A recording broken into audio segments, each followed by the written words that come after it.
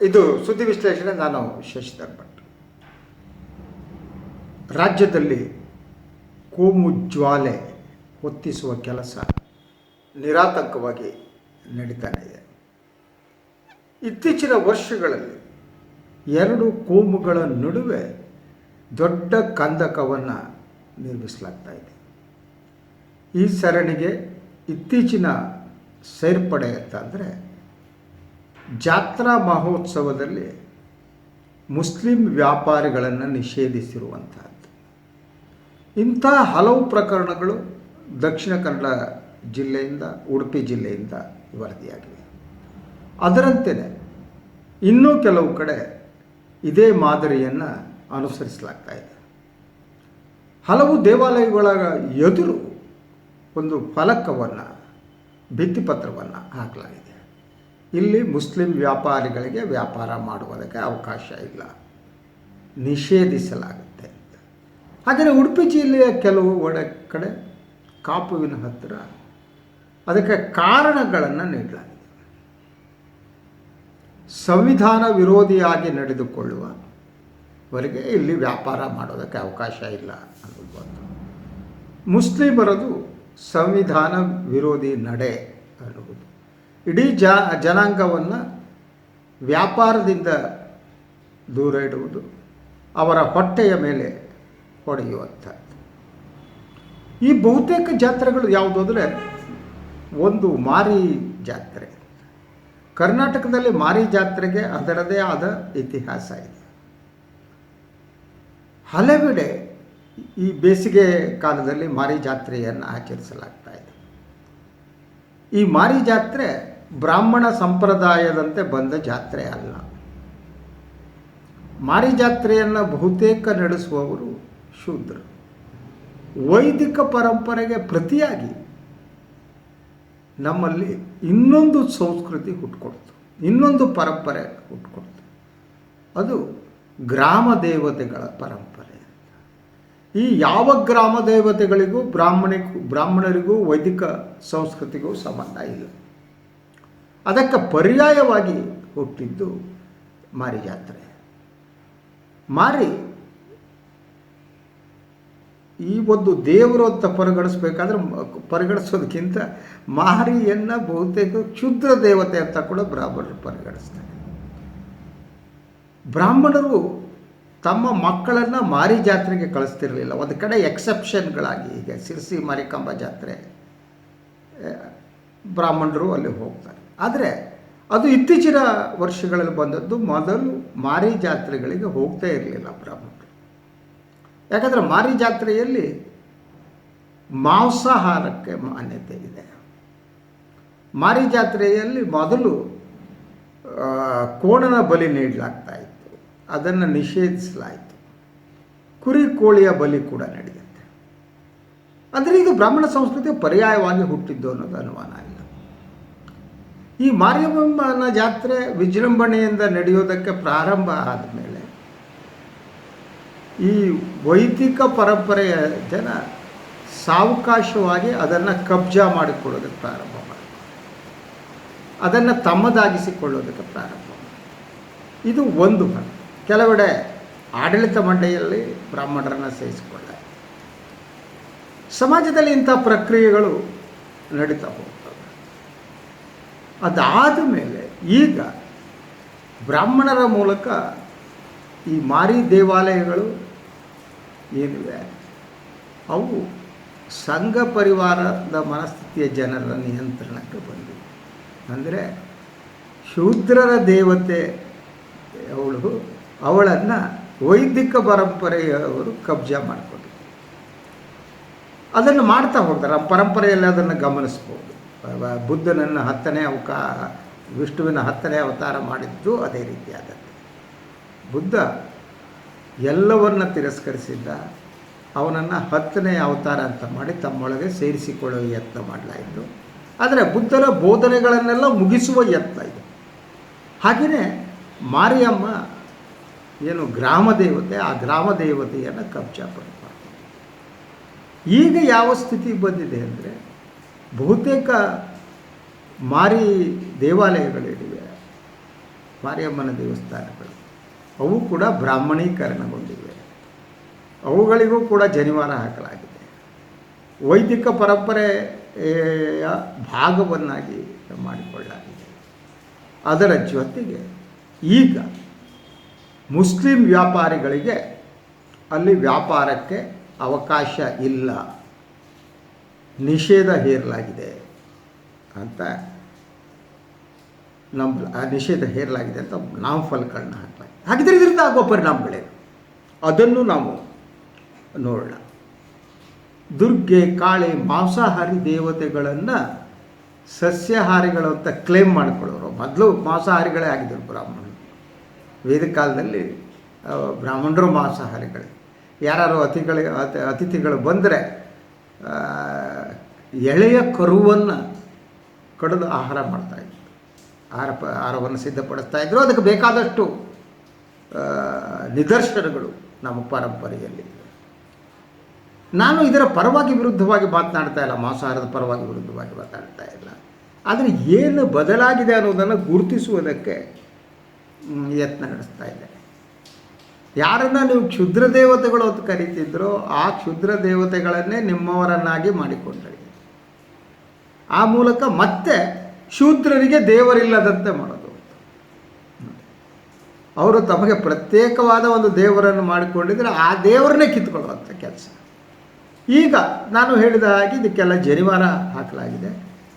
ಈ ಒಂದು ಜಾತಿ ನಡುವಿನ ಈ ಬಿಕ್ಕಟ್ಟನ್ನು ಸೃಷ್ಟಿಸಿದ ನಂತರ ಈಗ ಕೋಮು ಬಿಕ್ಕಟ್ಟನ್ನು ಸೃಷ್ಟಿಸಲಾಗಿದೆ. ವ್ಯಾಪಾರಿಗಳ ನಡುವೆ ಒಂದು ಭಿನ್ನಾಭಿಪ್ರಾಯವನ್ನು ಸೃಷ್ಟಿಸಲಾಗಿದೆ.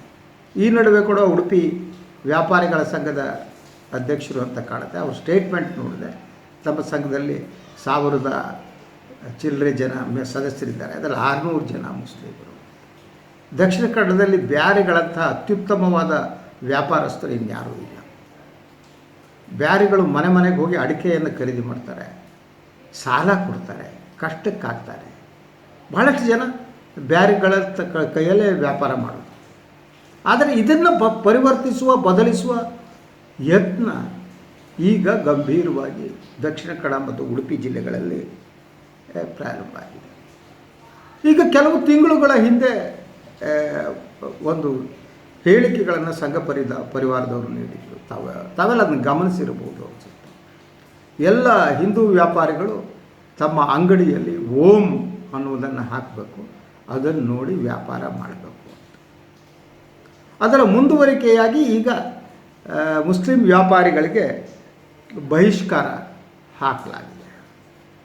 ಸೊ ಇದು ಸಂವಿಧಾನ ವಿರೋಧಿ ಅಲ್ವಾ ಅನ್ನುವುದು ನನ್ನ ಪ್ರಶ್ನೆ. ನೀವು ಮುಸ್ಲಿಮರಿಗೆ ನೀವು ಕೊಟ್ಟಿರುವ ಕಾರಣಗಳಲ್ಲಿ ಏನು ಹೇಳಿದ್ದೀರಿ? ಸಂಘ ಪರಿವಾರದ ಸ್ನೇಹಿತರೆ, ಆತ್ಮಾವಲೋಕನ ಮಾಡಿಕೊಳ್ಳಿ. ನೀವು ನ್ಯಾಯವಂತರ ಅಂತ ನೋಡಿಕೊಳ್ಳಿ. ಹಿಂದೂ ಧರ್ಮ ಏನನ್ನು ಹೇಳಿದೆಯೋ ಅದನ್ನು ನೀವು ಪಾಲಿಸ್ತಾ ಇದ್ದೀರಾ? ಪ್ರಶ್ನೆ ಮಾಡ್ಕೊಳ್ಳಿ.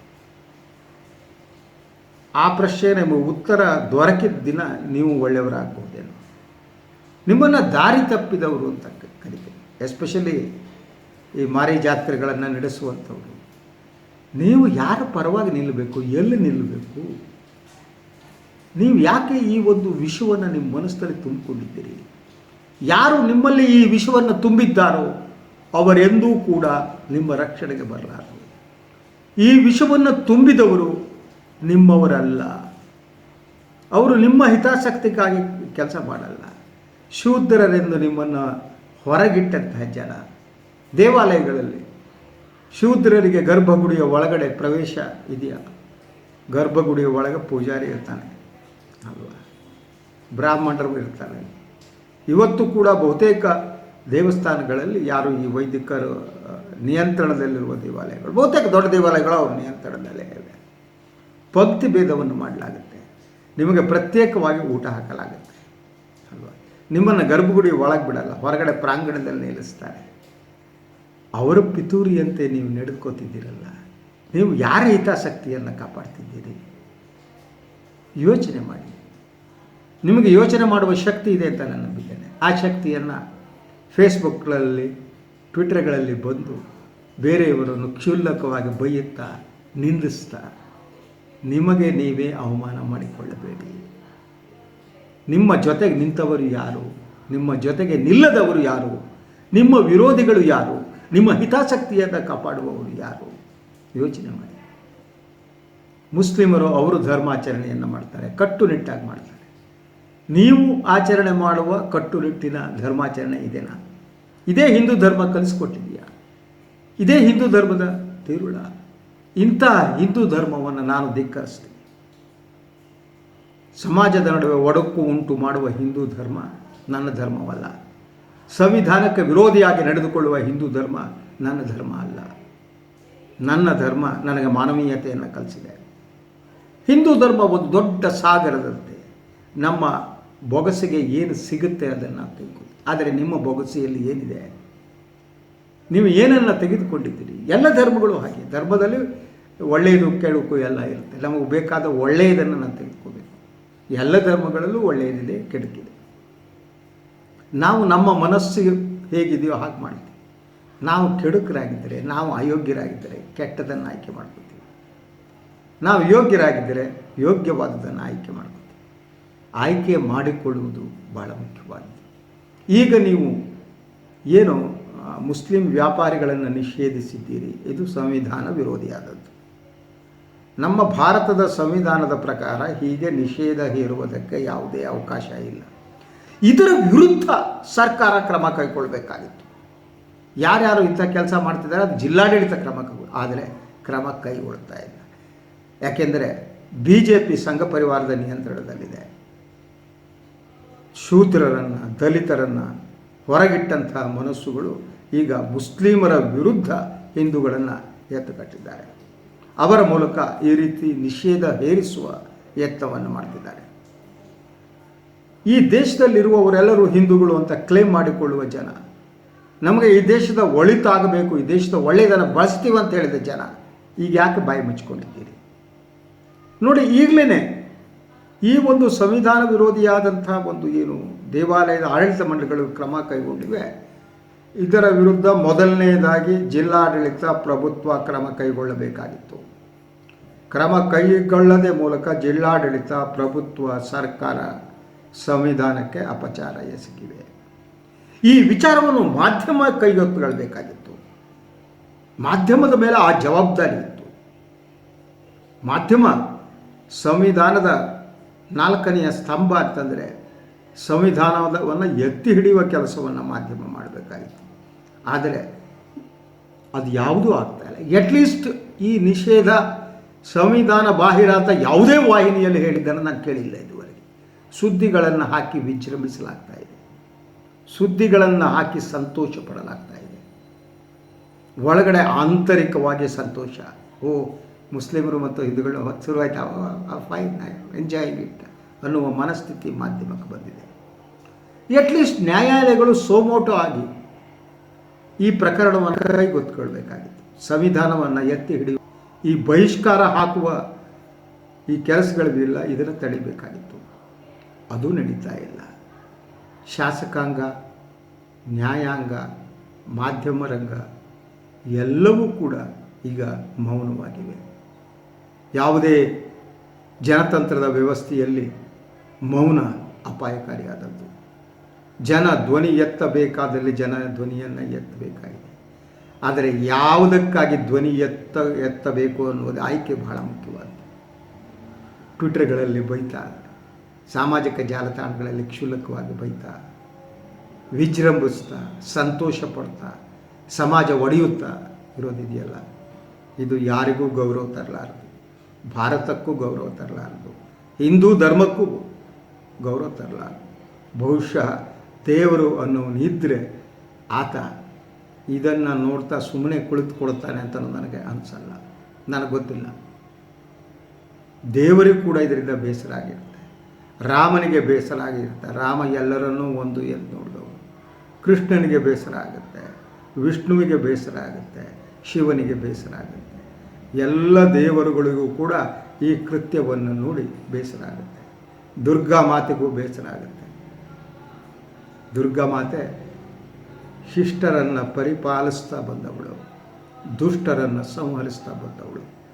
ದುಷ್ಟರನ್ನು ಸಂಹರಿಸುವುದಕ್ಕಾಗಿ ತನ್ನ ಕೈಯಲ್ಲಿ ಶಸ್ತ್ರಾಸ್ತ್ರಗಳನ್ನು ಹಿಡಿದವಳು. ಅವಳು ಕೂಡ ಈ ಬೆಳವಣಿಗೆಯನ್ನು ನೋಡಿ ದುಃಖಪಟ್ಟಿರ್ತಾಳೆ.